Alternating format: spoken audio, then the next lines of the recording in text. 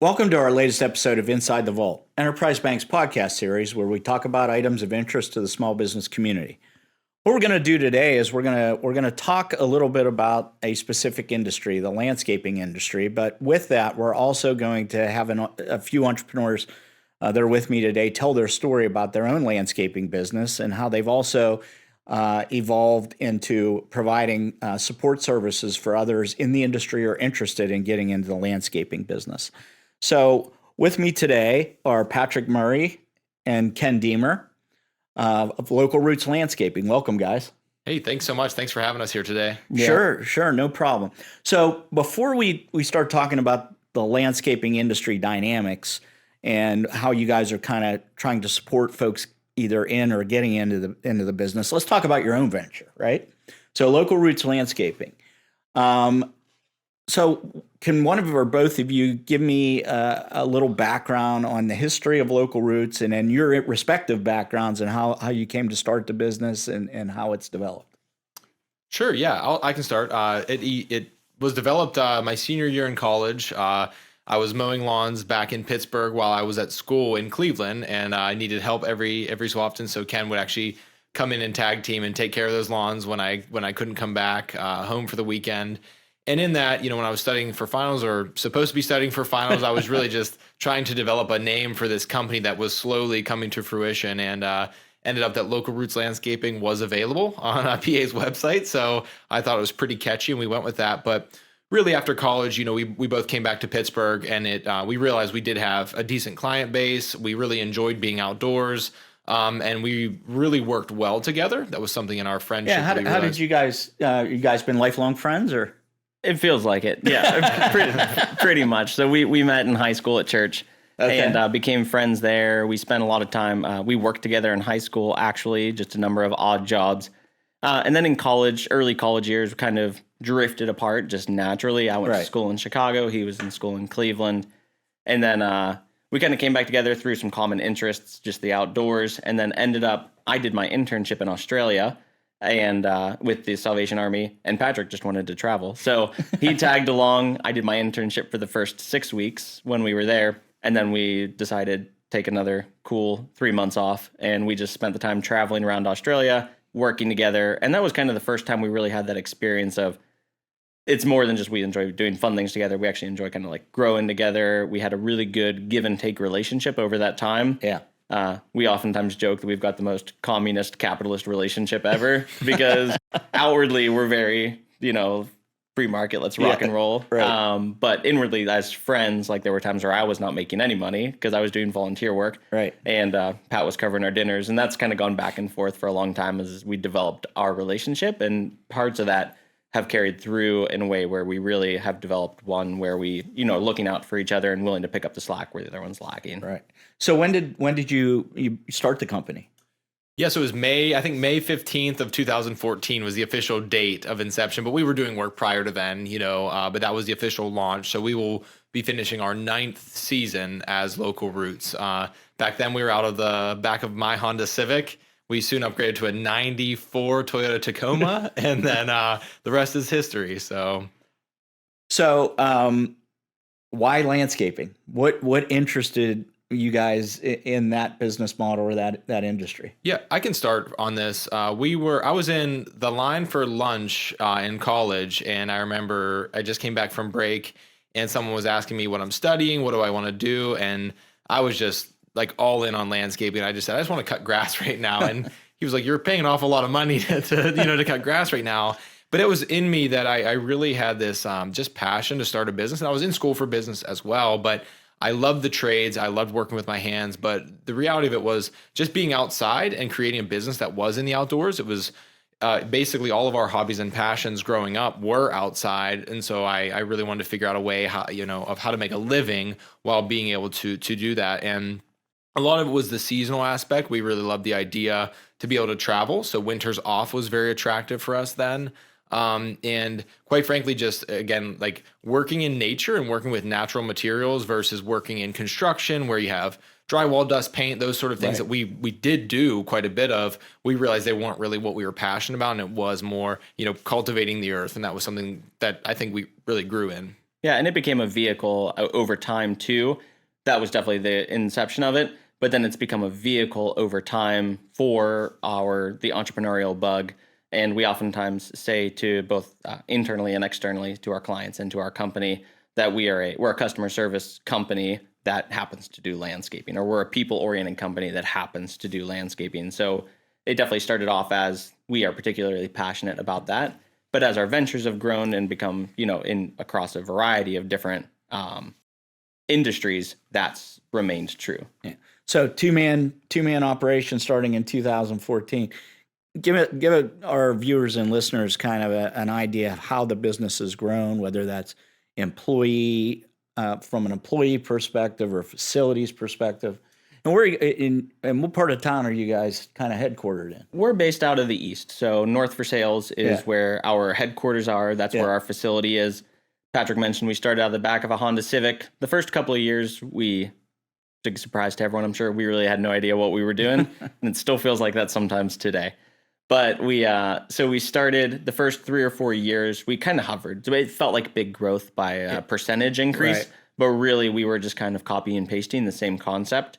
It wasn't until we really decided to start consciously scaling the company that started changing. So we kind of got hung up just to measure by people and revenue. 5 or 6 people, about $650,000 in revenue. We got hung up there, and we recognized that copy paste model, as long as we were just kind of trying to replicate and not scale that one-to-one correlation versus a grader. Whenever we made that conscious decision, that's when we sought out a coach. That's when we really decided to kind of open up our thinking in terms of how the company could continue to grow. From that point, for the following 4 or 5 years now, we've had some really rapid growth years. So we went from that number to now this year, we're going to do almost $8 million with about 50 people. Okay. And I'm assuming, as most landscapers, you probably started out primarily focused on residential work. Mm-hmm. And I'm assuming at your scale now that you've entered the commercial world at some point too. Yeah, no, absolutely. And so our exact service mix would be install wise, we're about 30% commercial, 70% residential, or 60-40, somewhere in that range. That's both in landscape maintenance, so your routine maintenance of commercial properties, whether they're facilities or apartment complexes, to full on installs. So we'll be wrapping up a 10-story apartment complex in Oakland, where we put a green roof on with cranes, on the 10th level. Tons of hardscaping, outdoor patio space on the 5th level courtyard. So just projects you really can't get in residential arenas, and that has been a really just cool component of scaling and being able to play with the big players. Right. So obviously there's a big difference in the business model, commercial versus residential, particularly from a cash flow perspective. So at the scale you're at now with that revenue and employee count, what kind of a management structure have you built in the company? Yeah, so I can kind of start there, and Patrick spent the whole morning presenting our org chart to the company, so he's really he's ready for this question. Yeah, I can do this. So simplest way to put it, it would be the company has 3 partners actually. So we just introduced a 3rd partner to the company. We merged with a carpentry firm that was a good friend of ours that owned it. So the 3 partners are myself, Kenneth, and then Robert. Ken's in charge of sales on the org chart. I'm in charge of finance on the org chart. And then Rob is in charge of operations on the org chart. So those are the 3 main beasts of the company. Under mine, I have an outsourced controller / CFO. I have an office manager and an office admin. And then Ken has a design team and then his sales team underneath him. And then in operations, we would break it off into 2 departments. So your construction or install type projects. And then we would have our landscape maintenance and routine reoccurring projects, if that makes sense. Leadership team wise is what's honestly like most important here would be directly under each of us. More in Rob's case, we would have project managers and account managers. Those people who are leading the ship, right? They're steering the ship with all of our field staff. They're an integral part of our organization, and we could not do any of this without that. I guess we'll call it middle level management, for lack of a better term. I think they are literally some of the most important people, if not the most important people in our company to make make it to make us available to come to things like this, right? Yeah. They're truly running the show there. And when you talk about multiplying culture and multiplying the company ethos, the fact that that team has the buy-in that they do is what makes that capable of having a multiplicative effort. So what are kind of, I don't want to call it a mission statement, but what are kind of the principles or tenets that you guys focus on in running in building and running the business? I'll take core values if you want to. Yeah. Yeah. So our core values are GROW. So the acronym GROW. So the G is going to be go home safe and healthy. We, as an organization, have tried to expand that beyond maybe the typical understanding of what it means to be safe and healthy, especially in any type of construction or outdoor industry. Oftentimes that focuses on no more than just, I joke, like leaving work with all of your limbs and digits attached.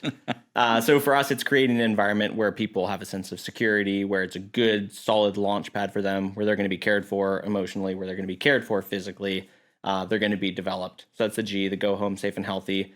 R is respect all people. So respect and love all people, all places, all times, no exceptions. And I'd mentioned before, like the importance of having those types of things modeled by more than, we tell our company all the time, it doesn't matter what Patrick and I think, if it's not bought into, especially as you get to a certain size and volume of company, if that's not bought into and championed by everyone, or at least like all of the middle management, then it just dies. So having that championed is something that I think has genuinely created that workplace for people. O is operate with integrity. So that is something that we've always been extremely, I would say, strict and passionate about. So there's no such thing, in our opinion, like there's no such thing as a white lie. There's no such thing as brushing anything under the carpet. Operating with integrity and having that foundation and mutual expectation with everybody leads to conversations like we had this morning, where Patrick stood up in front of the company and spoke for me and spoke for Patrick when it's like, hey, we've made mistakes this year. Here's what we're owning. Here's where we're going to adjust and go next year. And I think modeling that integrity from the top is something that's kind of allowed that to infuse the whole of the company. So the final one is W, that's welcome new ideas. And that's, again, something that we have found, there's an expression that we use a lot. Leadership is the art of disappointing people at the rate that they can absorb. And, I'm going to use that. Yeah. So I didn't come up with it, to be clear. But what we have found is, particularly in kind of an entrenched industry, if you will, and I think a lot of the trades are like this, and I fall victim to this all the time, but a willingness and an openness to embrace new ideas. So sometimes that's new methodologies and strategies. Sometimes that's new equipment. But we chose to make that a core value of ours because we recognized that seeing the downstream effects of that resistance to change and that resistance to improvement ultimately take a huge toll on the company. So we have held that kind of front and center for us as a core value. Right. So let's talk a little bit about the industry dynamics, because me as a career commercial lender, banker, your business, your industry in landscaping has all the dynamics and potential issues that I think you can imagine in business. I mean, you're dealing with somewhat seasonal, weather-related business in a lot of circumstances, a very labor-heavy business, which obviously that's the biggest challenge I hear from most of my clients and people I meet with in the business community is, hiring and retaining good people. You have capital needs because, there's a lot of equipment necessary to run an operation at the scale you're at. And then, like I mentioned a few minutes ago, cash flow, you're a payroll-based company from a cost perspective. So you've got all this stuff. Stop reminding me. Yeah.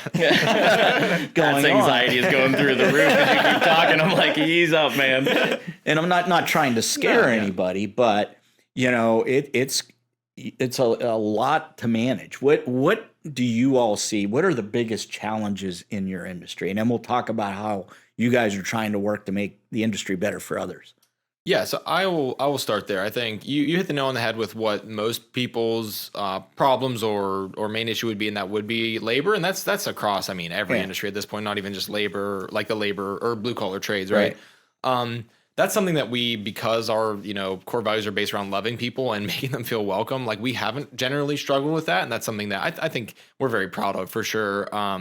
For instance, we're looking to grow our landscape maintenance over the winter this year, and we have 10 to 12 seats we need filled, and that's actually like not the stressor for us. The stressor for us is making sure we have the contracts in place to do so. So that's something we, I don't know. So you attract people based on the culture. We do, yeah. Okay. And so even our managers aren't stressed about hiring. Like it's actually fun for us. We usually get like just high quality people. We can get into how we do that at some other time, but big challenges are definitely like just hiring and having it be a landing spot. I think that would be the answer. Is a lot of times when you get into the trades or you want to start a landscaping company or construction company, you're doing it because you love the trades or you're good at them, right? But you might not necessarily be a business owner, or you might not know how to start. So with that, it's easy to start a company and just hire laborers on. But really what we started doing over the last couple of years is making sure we're creating a landing spot, right? And so it's not as easy if you're just starting, but we have obviously a retirement package with company match. We have full benefits. We have paid holidays, paid time off. Like the career-minded people are coming to us. It's not just college students. It's not just high school students.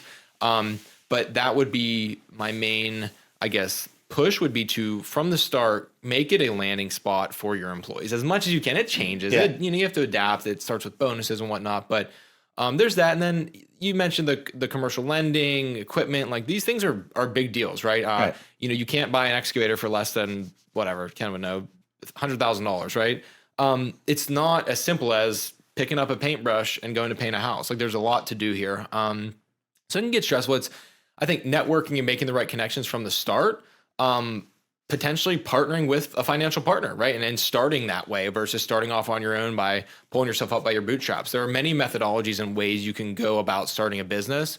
And that would be a lot of stuff that we're coaching people on, is just view the different approaches. Don't just think of it as a one size fits all when you're getting into a business. Right. And then talking about that seasonality component, I know you guys have and are continuing to kind of try to diversify what you do to eliminate some of that. Can you talk about that? Yeah, Ken, you led the snow charge this year. I'd love to talk about the managers and all that with them. Right. So seasonality typically has been a big challenge of ours, and I would say it remains that way. Right. It gets really, particularly in outdoor construction, the type of work we do, it is, you mentioned, heavily impacted by the weather. So our ideal working season is about 6 months. We stretch it to 10, but you got 2 on the front and 2 on the back that are a little bit sketchy, right? And we're definitely not working at peak efficiency during those times, whether that be like right now, daylight, like it's basically pitch black at 45. Right. So those are challenges of ours. This year, we have always, like Patrick mentioned, we're heading into our 10th year of business, and we have always just said, due to a number of factors, a big one being the quality of life element, we've always said, hey, we're not doing snow. We're not getting involved in snow. We're not running that. And we were actually at a meeting earlier this year where we were pushing our management team really hard to think outside the box and say, it's like, hey, we're not going to be thinking, we're really encouraging you to be open-minded and to challenge whatever. Yeah. And it was like kind of quiet for a second. And then one of our maintenance team kind of spoke up and they're like, so why don't we do snow? And we're like, no, we don't do snow. They're like, Jesus, like you were just telling us that we shouldn't be thinking. And can you remember the particular language you were using? Yeah, I was talking about, like, I was pushing them to hit their revenue goals for the year. And then I basically was saying, it's non-negotiable. We're not doing snow. And they're saying, well, that's the way we can hit our revenue goals. And we were just like hardlining with them. I was just stalemate. And yeah, they stood up and were like, this is unacceptable. Like, you're not allowing us to do what we need to do to hit these goals that you're setting for us. And it was a huge challenge. And from that day forward, we're like, let's go. And so we started supporting them, and they've taken and run with it. I mean, it's been amazing to see the leadership there, because I think because it was their initiative and we allowed that, they're treating it like it's their own baby, which has just been really cool to see. Yeah. Yeah. And I mean, that's basically the one of the ways that we're tackling the seasonality of the business. So we're always working on how to best leverage, layoffs, how to best leverage the types of work we can do indoors. Patrick mentioned earlier that we acquired a carpentry company that's provided, routine work for both the team we acquired and then some of our in-house carpentry teams to be able to have, static set work throughout the winter. So it's been kind of floating through a few of those different options and then building year over year a more comprehensive strategy that accounts for all those teams as we head through the winter. And honestly, we've tracked these hours before. We try to have as sustainable of a workflow as possible, but oftentimes they've worked with those 2 months off. They work just as many hours in a year as someone would work if they worked 40 hours a week. straight through, those other 2 months. Right. So oftentimes a lot of our staff, when we open up, we send what we call a winter work survey, which gives them the opportunity to say what they're interested in doing or not doing. And I'm always surprised by how many people are just like, hey, I need the time. I need this next month off. I need these next 2 months off. So regardless, we've had a really fantastic retention rate. We typically have it right around 95% over the winter. Yeah. Now, I know it's fairly common in the landscaping business. When I say fairly common, it varies based on the politics involved. But a lot of landscapers use migrant workers. Is that something that you guys have gotten involved with? So we haven't yet. Okay. I know that, again, that's the big push for our maintenance operations manager for next year is to at least delve into that. So we'll be looking into the H2B program starting next year.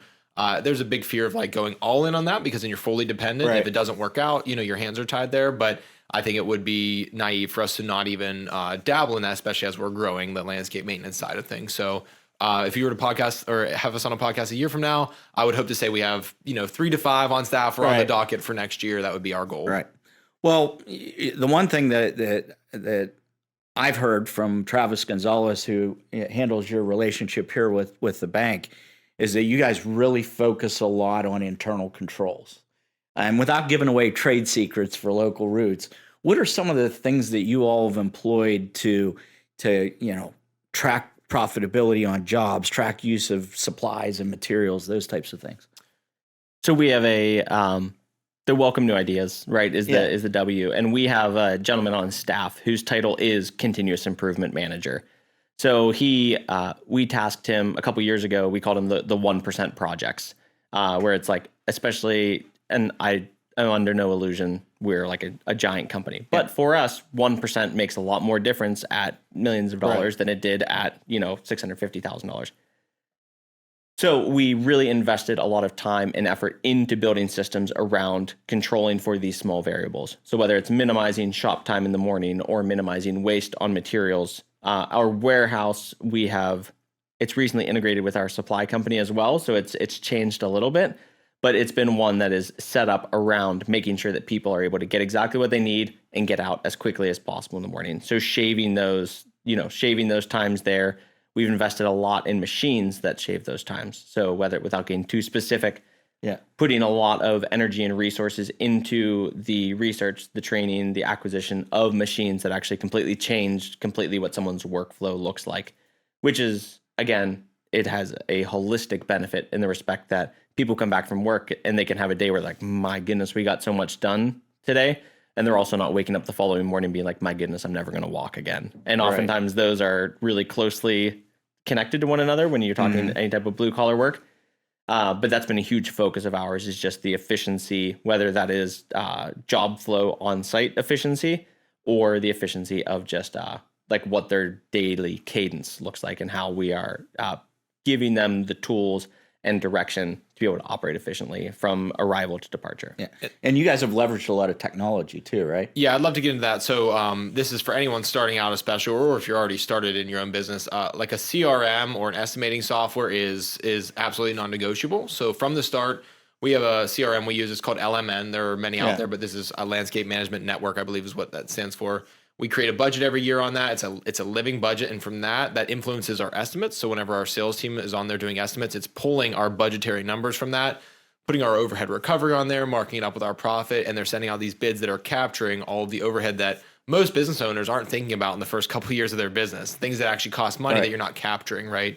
So it's a lot different than pen and napkin type math where you're saying, my time's worth, $50 an hour, my truck payment's this. There's a lot more that goes into that, and that's what's being captured there. I think you cannot start a business without a CRM or an estimating software, and so just that alone, that then talks to our scheduling, our invoicing goes through there, and then it goes into project costing, and that's something that I'll be vulnerable here. As I said, I'll always be real. It's taken us years to get accurate project costing just because there's so many intricacies in all of our projects, everything from every single minute being captured, every single ounce of fuel being used, and every single yard of mulch to block that we're buying, right? And then returns that are done there. But in our CRM, they finally have a pretty comprehensive project costing system within, so that in January, I have 2 days scheduled right now for postmortems on all of our jobs to go through each job, what went well, what went poorly, down to the number on tonnage of stone used over budgeted, right? And so that's the kind of stuff that I can confidently say and lead a meeting on now, and that feels very good to be there. And that's it's not as intimidating as it sounds if you have the right tools and resources, right? And that costs money. It costs money to have software, but I think you can't do it without that properly. You'll be chasing your tail. So with these systems you've built and the success that you've had from those systems, your latest venture is you want to help others that have an interest in this industry or similar type industry. So can we talk a little bit about FRWRD coaching and what that is and how that's being built? Yeah. Primarily, this is something that started as a passion project for us. And we've had a lot of great discussions since. It feels a little different to us because we are entrepreneurs at heart. And there's obviously that component of it, right? Over the years, we've been really privileged to have a lot of really cool contacts in the industry. And a lot of those contacts have then connected us with people who they believe we'd be a good fit to help. This is before any of this business existed, any of the coaching existed. And we found that through industry events, there's a big trade show every year called Hardscape North America that we've been privileged to go to and participate in from an educational perspective. And we've found that through those conversations and through events like that, some of the most fulfilling and energizing work that we do is in helping younger contractors who are at an earlier stage of their business crack the code and skip steps.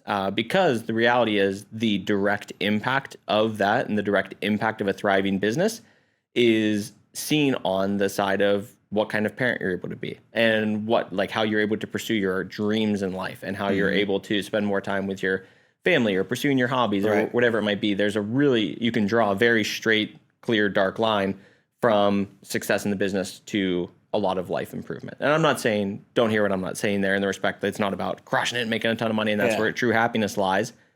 But the reality is we see so many people who start in business with this vision of freedom. And they say, I'm going to do this because I want to have this certain type of life for myself or craft this kind of life for myself. All of a sudden they turn around, it's 3 or 4 years later, and they find out, I've heard this expression a lot recently, like they've bought themselves a job is basically what it turns out being for them.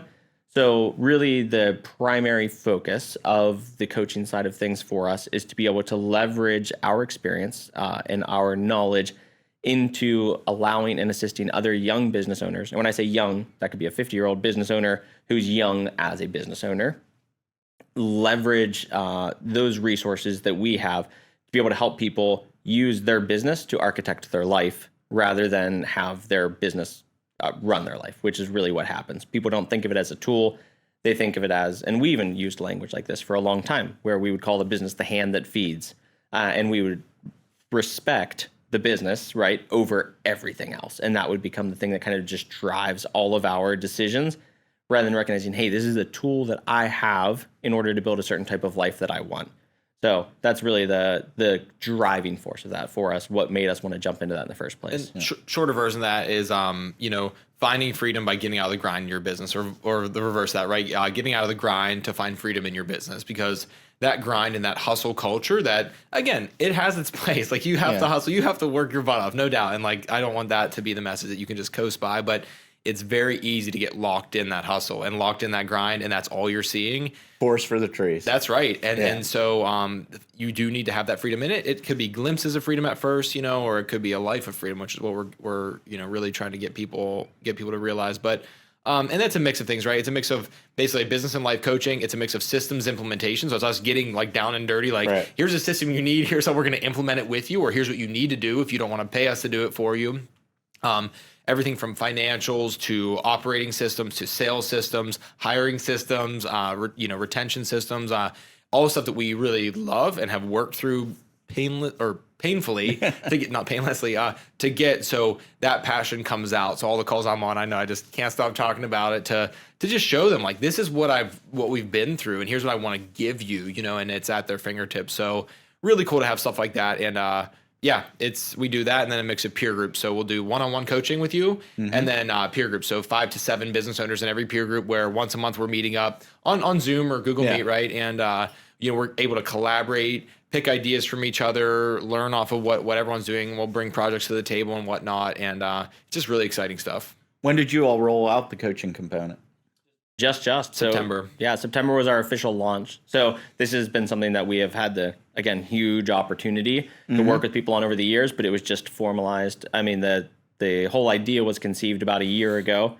That's when we determined, hey, this is something we're going to take a real pass at. And then thankfully, we were able to bring on a third partner.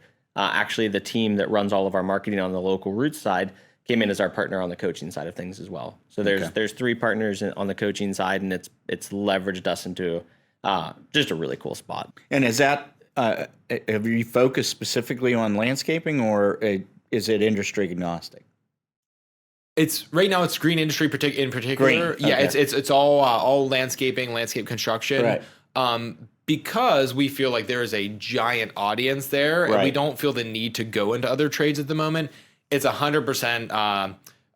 It can transition 100% into any trade essentially, but we feel like why diversify if there's already a huge need in Right. what we're doing. Sure. And as I mentioned earlier on, you'll deal with somebody that's just looking to get started, or somebody that's already in business and maybe hits that inflection point where they have to start building systems and efficiency, right? No doubt. Yeah. So it starts, our target, like I guess like ideal client would be in that $200,000 gross revenue range to like 4 million. But we have a handful of clients that are below that 200,000. Yeah. They're just getting started, but they know and they see the need. And I am actually like very encouraging of them to continue doing that. Cause I think if we had that insight at the early stages, we'd be in a totally different spot than we are now. Right. And that's, you don't know what you don't know, but it's cool to see a lot of like the younger entrepreneurial like spirits coming up. They're a different generation than us even, but they just have a different sense about them. So it's really neat to see them thinking ahead way more than we did. It's been really encouraging. And it's relatively new, and you have small but growing number of clients. What are you seeing are the biggest pain points or the biggest shortcomings that folks in your industry are dealing with? One of the biggest ones is people's just belief that they're an island and that people don't understand what they're going through. And for a lot of people, that's the reality. Like neither Patrick or I came from this entrepreneur rich family that has a bunch of people that we can go to for advice, that we can have a bunch of people that we can go to for insight on things. And a lot of the people who are doing what they're doing right now are getting called crazy, similar to how the person talked to Patrick in the line, where it's like, you're paying an awful lot of money. You know what I mean? So if he would have said there, like, yeah, I'm going to have a $10 million landscape company in a few years. That's what I'm going to build. That'd be like, okay, cool. But a lot of people, they don't know where this is going or why they're doing it. They just got this bug and they've got this drive. So I think not feeling like they're on that island feel is one of the biggest pain points people have, is just being able to relate to people, have people understand where they are and help them diagnose their problems. So much of time as an entrepreneur is spent saying, something's wrong. I don't know what it is.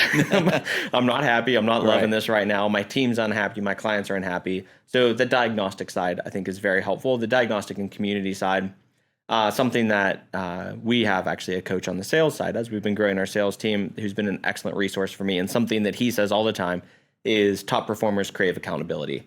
So that's been another part of it, is I think a lot of people, it's not that they don't even know what the next steps are for them, but then having someone come alongside them. The first step we do with any of our new clients is we set a strategic plan and we say, hey, here's what we're going to tackle for the next 12 months.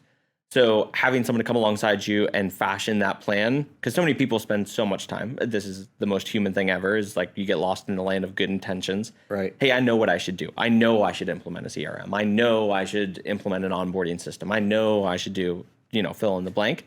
So the accountability and the roadmap part, I think, is one of the biggest things that's lacking in small businesses, because that is something that requires this cohesive thread to be pulled over an extended period of time and through the whole of the company oftentimes. And the reality is that so many people are just trying to keep their head above water as a small business that stuff just gets completely pushed to the wayside. So for those viewers and listeners that are interested in Local Roots services, how do they get in touch?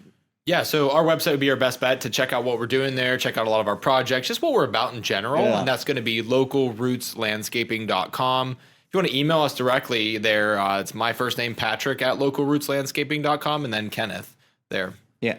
And for those that are either already in the business or in the industry or looking to get started, to access the coaching resources and support that you all provide, how can they get in touch with you from that angle? So that's FRWRDcoaching.com, and FRWRD is we decided to hell with vowels.